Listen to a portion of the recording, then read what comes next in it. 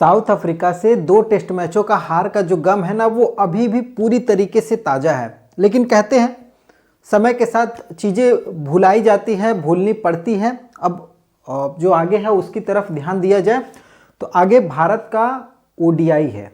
ODI किसके साथ? उसी साउथ अफ्रीका टीम के साथ जिसने हमें हमारे घर में हराया है।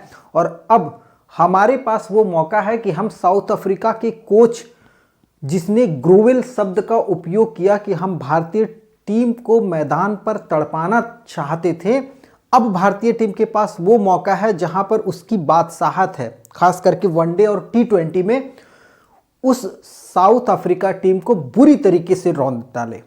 ये 3 मैचों की ओडीआई सीरीज है जिसका पहला मैच रांची में होने वाला है और ये 30 नवंबर से शुरुआत हो रही है, यानी 30 तारीख से इस मैच की शुरुआत होगी। संडे का दिन है और पूरी तरीके से भारत चाहेगा कि यहाँ पर साउथ अफ्रीका को वही ग्रोवेल शब्द का असली मीनिंग बताया जाए, साउथ अफ्रीकन कोच को बताया जाए। और भारत ठीक है, टेस्ट मैचों में हम हारे हैं, लेकिन जो बादशाहत जहां अभी हमारी चल रही है, वैसे बादशाहत हमारी टेस्ट में भी है, लेकिन कुछ टीम ट्रांजिशन दौर से है तो थोड़ी सी दिक्कतें हो रही हैं।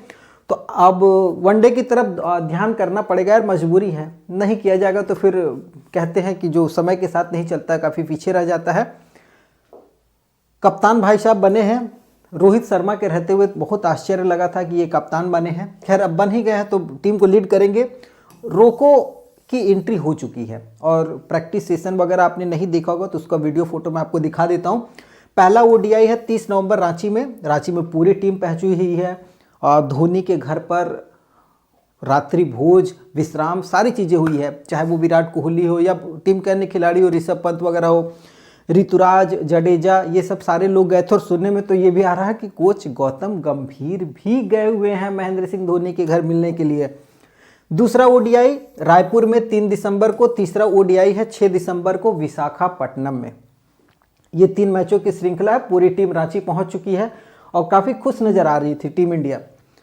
शायद टेस्ट मैचों की जो हार है उसको भुला दे तो ज़्यादा बेहतर है। आगे जो चीज़ें हो उसके लिए बेहतर तैयारी कीजिए और पूरी कंसंट्रेशन है। अगर आप देखेंगे तो चाहे वो रोहित शर्मा को देखिए या फिर विराट कोहली, ऋतुराज को देखिए, हर कोई पूरी तरीके से खुश है। यहाँ पर यशस्वी जायसवाल भी आपको देखने को मिलेंगे, तिलक वर्मा हो चाहे जडेजा हो, हर कोई बहुत खुश है और एक बेहतर माहौल है। क्योंकि कहते हैं जब पुराने दोस्त और वो सदस्य आपको मिलते हैं जो आपको शुरू से लेकर के साथ में चले हैं, खास करके विराट कोहली और रोहित शर्मा, तो खिलाड़ियों की खुशी बढ़ती है। ऐसे काफ़ी बुरे दौर से अभी टीम इंडिया गुजर भी रही है, तो इन दोनों की वापसी हुई है तो उम्मीद कर रहे हैं कि एक बेहतर वापसी होगी। खैर बात करेंगे प्लेइंग 11 की। क्या प्लेइंग 11 बन रहा है, कौन कौन लोग इस पहले ओडीआई मैच में आपको टीम इंडिया की तरफ से खेलते हुए दिखेंगे। उससे पहले मैं बता दूं कि साउथ अफ्रीका के साथ इंडिया का हेड टू हेड जो ओडीआई मैचेस हुआ है जिसमें इंडिया ने 40 ओडीआई जीता है, वहीं साउथ अफ्रीका ने 51 ओडीआई मैचों में जीत हासिल की है। 3 ऐसे मैच रहे हैं जो कि ड्रॉ का है या फिर नो रिजल्ट आए हैं। तो अगर दबदबा की बात करेंगे तो साउथ अफ्रीका की टीम का ओडीआई में भारत के खिलाफ दबदबा रहा है। साउथ अफ्रीका हमसे 11 मैचेस अधिक जीती हुई है, वो 51 मैच जीत करके लीड कर रही है, हम 40 मैच ही जीत पाए हैं। अगर ओडीआई सीरीज की बात करेंगे तो ओडीआई 7 पिछले सीरीज की अगर हम बात करेंगे तो 3-2 से साउथ अफ्रीका ने सबसे जो पहला सीरीज था वो हमें हराया, उसके बाद साउथ अफ्रीका ने हमें 2-0 से हराया, उसके बाद हम फिर से हारे, उसके बाद फिर से साउथ अफ्रीका को हमने हराया है। अब आप सोच लीजिए कि 1-2-3 हार के बाद फिर साउथ अफ्रीका को हमने 5-1 से श्रृंखला हराई, उसके बाद फिर साउथ अफ्रीका ने हमें 3-0 से हरा दिया, फिर साउथ अफ्रीका ने हमने फिर साउथ अफ्रीका को 2-1 से हराया और फिर से हमने ही साउथ अफ्रीका को फिर से 2-1 से हराया। तो मतलब अगर बात करेंगे तो 1-2-3 श्रृंखला हम लोगों ने जीती है, वहीं साउथ अफ्रीका की बात करेंगे तो 1-2-3-4 श्रृंखला साउथ अफ्रीका ने जीती है। ये 7 पिछली श्रृंखलाओं की बात है, तो यहाँ पर भी दबदबा है साउथ अफ्रीका की। ऑब्वियसली बात है जो टीम मैचेस अधिक जीतेगी दबदबा उसका रहेगा और साउथ अफ्रीका का दबदबा है ओडीआईज में भारत के खिलाफ में। खैर अब देखना है कि हमारी जो टीम है वो टीम क्या इस दबदबे को तोड़ पाती है। हमारा जो बेहतर प्लेइंग 11 अगर बात किए जाएंगे तो वो क्या होगा वो इसके बारे में थोड़ी सी बात करते हैं। तो उससे पहले मैं आपको टीम में बता देता हूँ किन किन खिलाड़ियों का चयन हुआ है। केएल राहुल कप्तान है, विराट कोहली, रोहित शर्मा, ऋतुराज गायकवाड़, यशस्वी जायसवाल, तिलक वर्मा, ऋषभ पंत, ध्रुव जुरेल की भी वापसी है, जडेजा है, सुंदर रेड्डी, अर्शदीप सिंह, प्रसिद्ध कृष्णा और कुलदीप यादव, हर्षित राणा। इन लोगों का सिलेक्शन है। प्लेइंग 11 बनाने की एक बार तैयारी हम लोग करते हैं कौन कौन से लोग हो सकते हैं। तो यहाँ पर अगर आप लिस्ट देखेंगे तो इस लिस्ट में आपको रोहित शर्मा कंफर्म मिलेंगे 1 नंबर पर। दूसरे नंबर पर बात करेंगे तो दूसरे नंबर यानी ओपनिंग अब बहुत कॉम्प्लिकेटेड है। यहाँ पर जायसवाल के साथ साथ अब आपको कौन लग रहा है, मेरे हिसाब से ऋतुराज। इन दोनों में से कंपटीशन है, दोनों में से कोई एक ओपनिंग करते हुए दिखेगा और इसमें ज़्यादा चांसेस है आपको ऋतुराज गायकवाड़ आपको दूसरे नंबर पर रोहित शर्मा के साथ ओपनिंग करते हुए दिखाई देने वाले हैं। तीसरे नंबर की बात करेंगे तो तीसरे पे आपको विराट कोहली एकदम 100 to 100% दिखने वाले हैं। चौथे नंबर पर अगर बात करेंगे तो आपको यहाँ पर ऋषभ पंत दिखने वाले हैं। चौथे नंबर यानी श्रेयस अय्यर का जो जगह था उस जगह पर आपको हो सकता है ऋषभ पंत दिखेंगे और अय्यर इंजर्ड है।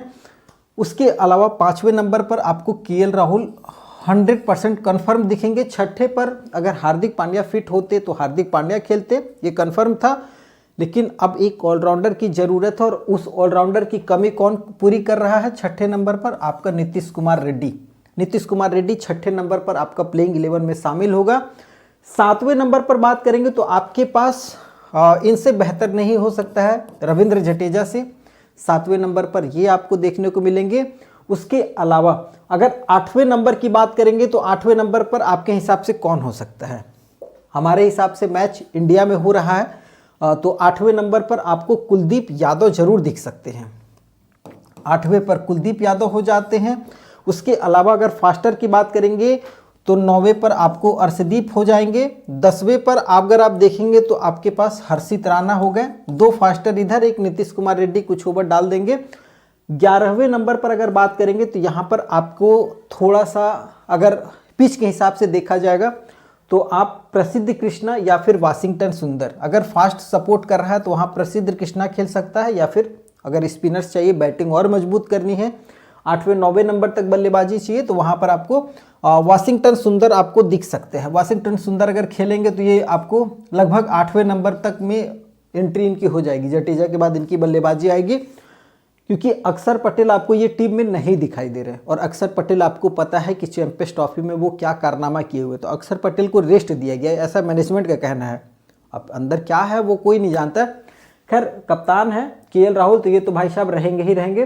तो यहाँ पर लगभग टीम आपको सेटल्ड ही दिख रही होगी। वाशिंगटन सुंदर और प्रसिद्ध कृष्णा में से पिच को देखते हुए हमें जहाँ तक लग रहा है वाशिंगटन सुंदर ही आपको खेलते हुए दिखाई देंगे। हाँ, क्योंकि जो कोच है गौतम गंभीर, उनका मानना है कि हमारी जो बल्लेबाजी है वो स्ट्रांग होनी चाहिए, हमारी गेंदबाजी कुछ लचकदार रहे तो कोई दिक्कत नहीं है।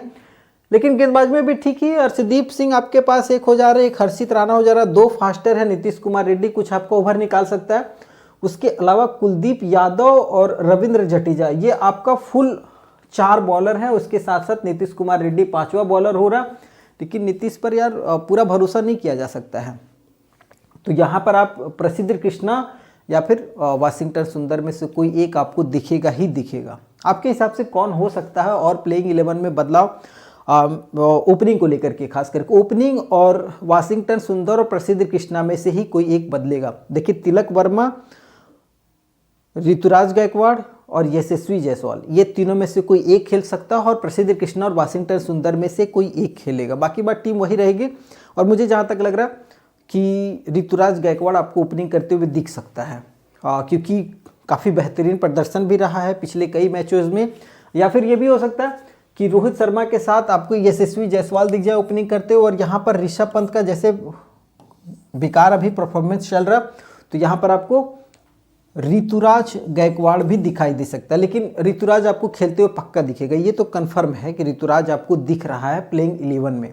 आपके हिसाब से क्या होना चाहिए वो कमेंट कीजिएगा। कुछ अपडेट निकल करके आता है तो चैनल को आप सब्सक्राइब करके रख लीजिएगा।